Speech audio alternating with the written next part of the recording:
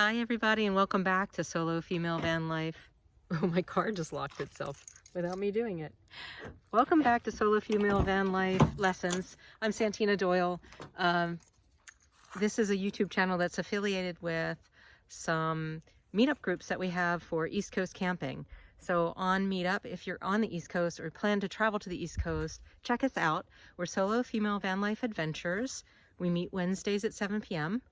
I just realized I wasn't looking at the camera the whole time. It's very buggy here. I am in a Pennsylvania state forest and it is gorgeous today. I'm showing you the beautiful blue sky instead of my face. So check us out Wednesday at 7 p.m. Eastern Time, Solo Female Van Life Adventures. Monday at 7 p.m. East Coast Camping. And Thursday, 7 p.m. Nomad in-person meetups. Today I want to talk to you about what to bring when you go car camping, whether for a week, a weekend, or if you're living in your car. I am out and about this weekend and we'll show you how I set up my car. If you're interested in what I actually pack in terms of kitchen, bedding, luggage, what clothes I bring, etc., check out on this YouTube channel the other video that talks about what I bring when I go car camping. So today I'm just going to show you how I actually configure my car for sleeping and camping and the convenience of that. So first, let's start here. I guess I'll start with the driver's side actually. So this is my Honda CR-V, and obviously you don't want to put anything. Let's see if I can do this. Sorry for the bumpiness of the video. Okay, so obviously you don't want to put anything in the driver's seat or driver footwell. That doesn't really appear very well, so sorry about that. Anyway, so but I do use my passenger seat, which I hope you can see. I guess I have to back up. And right now all that's containing is, I do have my Camel here right in between the seats so that I can drink while I'm driving. There's 1.2 liters of water in that. And then on the seat are other things that I might need to access easily and quickly. So I have my bag of books that I always bring camping, which is some maps and some information about other state parks, forests, and national parks that I want to go to. I'm camping this weekend with some friends who helped to kind of establish these meetup groups. We car camp together quite frequently throughout the spring, summer, and fall, almost every weekend. And so because it's going to be cold this weekend, it's going to be 39 degrees actually, I brought a coat, a scarf, a hat, some gloves. I wouldn't normally be carrying those. And then I have in the where the feet on the passenger side are, that's where I have my water. Let me actually walk around my car and I will show you that. So I just carry some gallons of water, and this is what I plan to do when I go full-time as well. I'm not going to be getting any kind of special 5-gallon tanks because I can't carry something that big. But as you can see, oh gosh, I think I was dragging my scarf the whole time I was driving. So other than my coat, you can see that I have 4 gallons in here. I didn't bring 6. It's only a weekend, and so I've got 2 for drinking, 1 for each day, and then I've got my Camel for today. And then I have 2 for putting out campfires. I've got my hiking boots. I've got some goodies in there for making s'mores, and that's pretty much all that I carry in the front seat. My books are in here. I carry a journal, again, some maps and some things about state parks and state parks that I share with my friends, and we make some plans. So that's what I carry in the front seat. And of course, as I'm at the campsite, I can easily just open the door and access everything. And now on the, let's see, this is the passenger side back. Now normally I wouldn't be carrying wood, but this weekend I am because it's going to be quite cold. Normally we would just forage for wood, but it rained all day yesterday, and so I've got some dry wood. I live in the same state that we're camping in, and so it's okay to bring my own wood in. I've got some hardwood here from a friend of mine who works at a hardwood shop, and this will burn really nicely. And then down underneath, which you can't really see, but I'll just tell you about it, I've got my kitchen stuff in a bag, and I have something else down there. What is it? Oh, and I've got some more stuff for making fires. I've got some lint from my dryer as a fire starter, and some some things like that that are very flammable that I can start fires with when it's damp and wet. And then in the back of my car, you can see I've got firewood. I haven't dumped the firewood out yet because I just got here and I haven't hooked up with the other people that are coming camping this weekend, so the firewood's still in my car. But I put it on this, it's an old shower curtain, so it's plastic, so it's not going to make my bed dirty, and we can use this tarp to cover the wood. It is supposed to rain tonight, and so we need a tarp to cover all this firewood because this firewood is dry. And then I have my cooler in the back, and this is easily accessible, and I've got a strap around it. One of the things when you car camp and you're traveling long distance is the best practice, in my opinion, is to strap everything down so it doesn't shift and move while you're driving, and then it distracts you, which could potentially cause an accident. If you're more worried about your cooler shifting and spilling, then you might, have an accident, veer into a lane while you're trying to look in the back.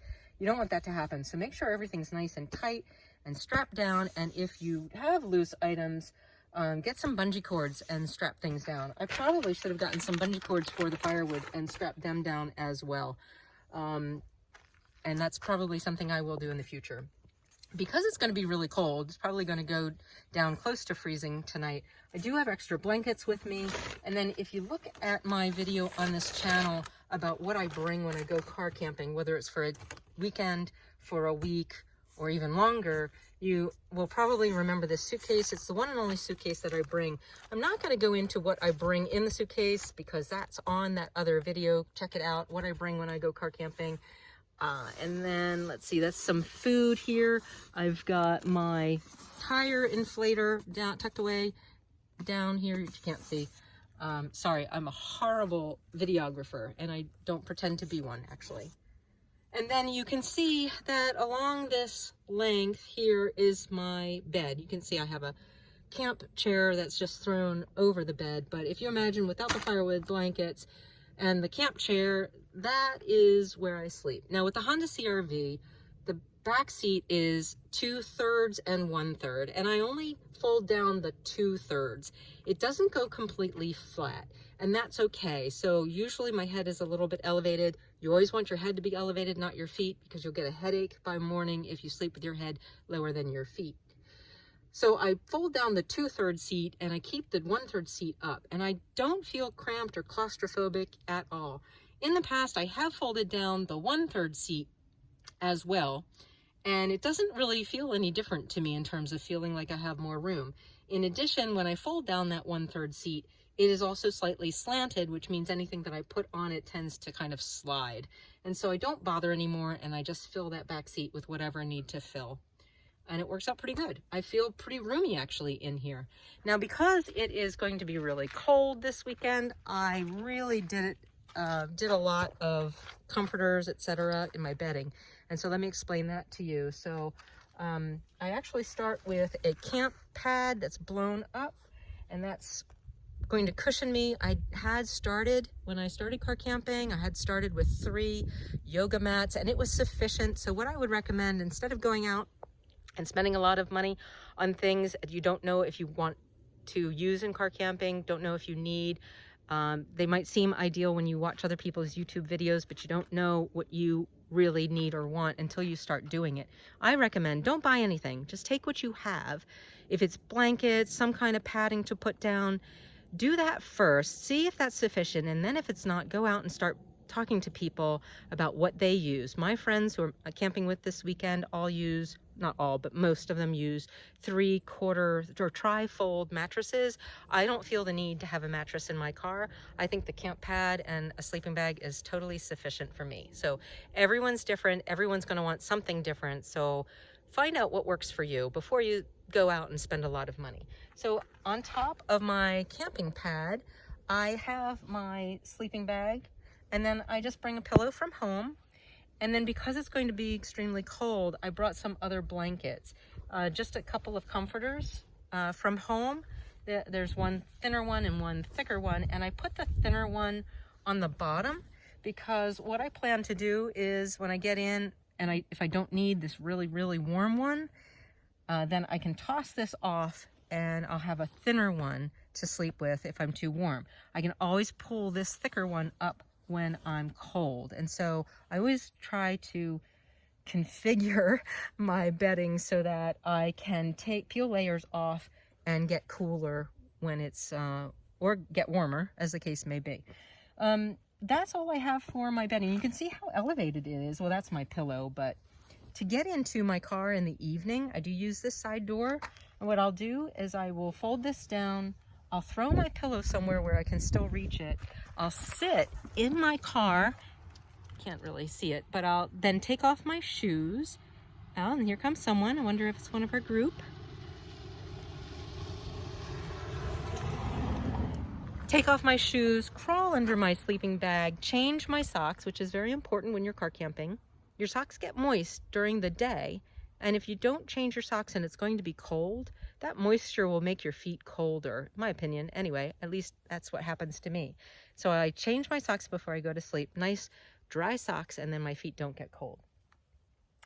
Then, you know, as I crawl in, I close the door and I pull over the pillow, and I'm able to go to sleep. Now tonight, because it's going to be quite cold, I'm most likely going to run my engine and my heater for a few minutes before I get into my sleeping bag.